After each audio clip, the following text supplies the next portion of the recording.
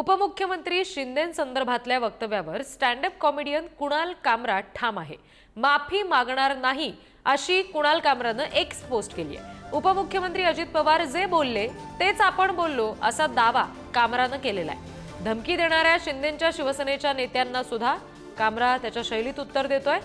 जमावाला घाबरत नाही, कुणाल कामरानं ही भूमिका स्पष्ट केली आहे। पोलिसांना आणि न्यायालयाला सहकार्य करायला तयार आहोत असं सुद्धा कामरानं म्हटलंय।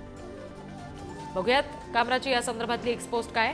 ज्यांनी माझे नंबर लीक केला किंवा सातत्याने कॉल केले ते आता समजून गेले असतील की सर्व अज्ञात कॉल माझ्या व्हॉइस मेलवर जातात। तिथे तुम्हाला तीच गाणी ऐकावी लागतील जी तुम्हाला आवडत नाहीत। मी माफी मागणार नाही, मी जे म्हटलं तेच श्री अजित पवार पहिले उपमुख्यमंत्री यांनी श्री एकनाथ शिंदे दुसरे उपमुख्यमंत्री यांच्याबद्दल म्हटलं होतं।